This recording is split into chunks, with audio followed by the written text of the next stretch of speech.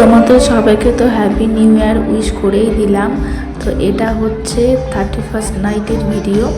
এতদিন নানান ব্যস্ততার কারণে এডিট করে উঠতে পারিনি, তাই তোমাদের শেয়ার করা হয়নি। তো সেদিন আমরা গিয়েছিলাম যাদবপুর, মানে আমাদের বাড়ি। আর সেদিন আমার পাড়াতে কিন্তু হচ্ছিল খুব বড় করে অনুষ্ঠান, মানে 31st নাইট হচ্ছে সেলিব্রেশন।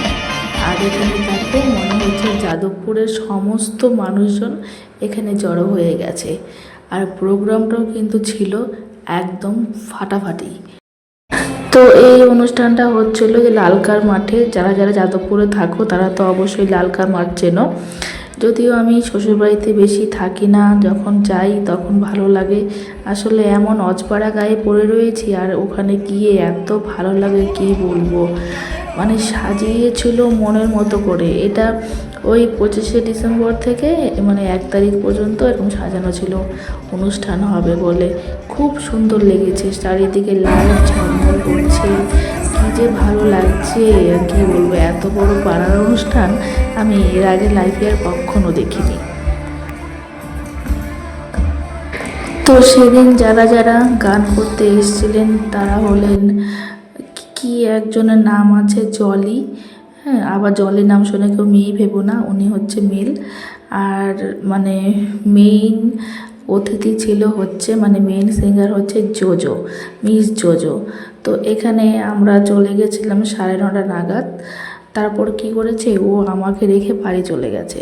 আর আমি বললাম এত সুন্দর প্রোগ্রাম রেখে আমি কোথাও যাব না, যাও তুমি বাড়ি থেকে খেয়ে দিয়ে এসো, আমি এখানে বসে আছি। তো আমি এখানে একা একা বসে অনেকক্ষণ গান শুনছিলাম। আর এখানে দেখো এই স্টেজটা কি সুন্দর করেছে, এই জিনিসটা বেশ ভালো লেগেছে। এখানে সান্টা বাচ্চাদেরকে এন্টারটেন করছে।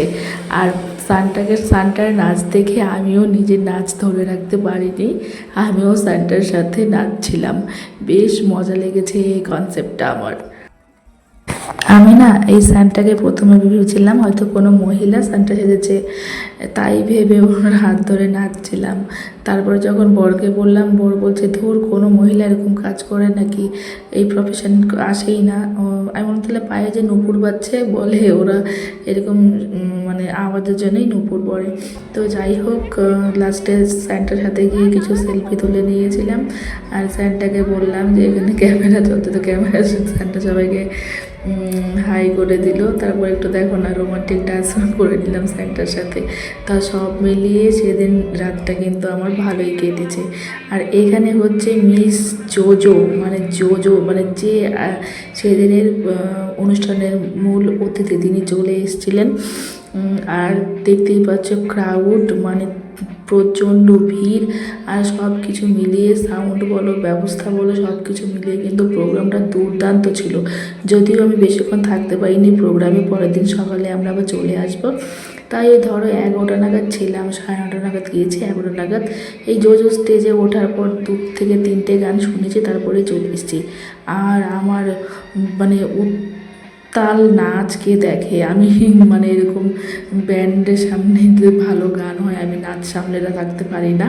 যদিও আমার মন ভরেনি, আমার আরও বেশিক্ষণ শোনার ইচ্ছে ছিল। তো আসলে কি আমরা তো জলপাইগুড়িতে এরকম বড় কনসার্ট কখনো দেখিনি, এরকম লাইভ কনসার্ট। জলপাইগুড়িতে যদি আমাদের পাড়াতে এরকম কোনো সিঙ্গারকে নেওয়া হতো, হয়তো 1000 থেকে 1500 টাকা টিকিটের চার্জ থাকতো, তার মতো থাকতো আমার ভিআইপি টিকিট। তো এখানে এত ভালো ভালো প্রোগ্রাম হয়, তাও দেখে কেউ ক্যাজুয়ালি নেয়, কেউ যায়ই না, বেশি শোনেই না। আমার তো ভীষণ ভালো লাগে এইসব প্রোগ্রাম। আর আমাদের পাড়ায় যখন কালী পুজোর পর এরকম প্রোগ্রাম হতো, আমরা কিন্তু সমস্ত বান্ধবীরা মানে মানে জোট বেঁধে উত্তাল নাচ। তো তোমরাই দেখো ভিড়টা, জাস্ট দেখো প্রচুর ভিড় হয়েছে। যদিও ক্যামেরাতে এতটা ভালো বোঝা যাচ্ছে না, প্রচুর প্রচুর মানে মানুষের মাথা মানুষ খায়, এতটা ভিড় হয়েছে। ওই যে বললাম প্রোগ্রামটা খুব ভালো হয়েছে। আমি বেশিক্ষণ থাকতে পারিনি, তাই মনটা দুঃখিত। তাও যাই হোক যতক্ষণ ছিলাম, মানে এই বছর 31st নাইটটা আমার ভালোই কেটেছে। কিন্তু 1 তারিখটা সকালেই আমি একটু খারাপ খবর শুনেছি। এটা ভালো লাগেনি, আশা করিনি হয়তো এই বছর কোনো দুঃখের সংবাদ শুনতে হবে না। কিন্তু বছরের শুরুটাই হলো আমার দুঃখের সংবাদ শুনে, একজনের মৃত্যু সংবাদ চলে যাওয়া দিয়ে। তো আশা করি সবাই ভালো কাটবে।